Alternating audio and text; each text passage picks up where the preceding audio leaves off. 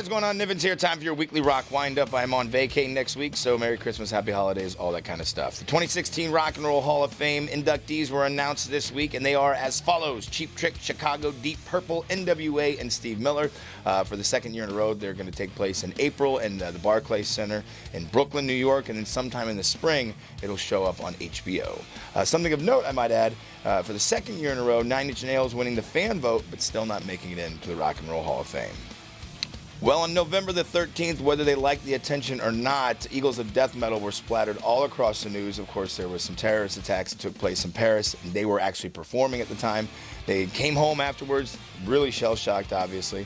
They have since made an appearance on stage. They showed up with U2 back out there in Paris, and then they've got some some shows rescheduled for Europe as they're going to try and get back on that horse and then get out there and play. And I hope everything turns out pretty good for Ricky Rocket, drummer for Poison, announcing this week that he underwent, I guess, like 7 chemotherapies. Is that what it was? 9 rounds of chemotherapy, 7 weeks of radiation. He goes back in February to make sure that the treatments were successful for cancer. It was oral cancer, actually. But the 54 rocker is saying he feels hopeful and that everything worked out in his favor. Well, I know I saw this popping up over the internet sometime this week, but if you're a fan of Pantera, perhaps you've been noticing I'm Broken popping up in a Carl's Jr. commercial. It's being used to help promote their new Steakhouse Thick Burger. Dime would probably be proud.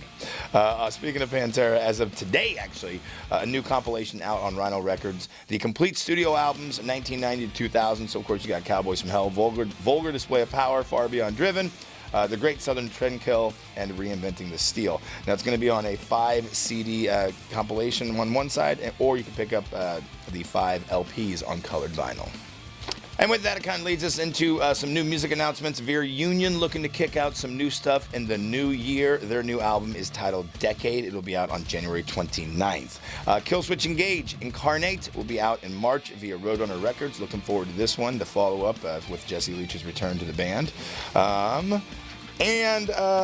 you know, AC/DC going to be coming into Kansas City February 29th. Tickets went on sale today, this morning. If you didn't know about it, now you do. You might have been a little preoccupied this morning with T-Bone giving away some nuggets of the Star Wars movie, the recent one. Made people lip hot. I'm Niven. Thank you very much for tuning in to your weekly rock wind-up. Have a great weekend. And like I said, Happy Holidays, Merry Christmas, Kwanzaa, and the Festivus for the rest of us. Peace. Did I say Hanukkah? Anyway.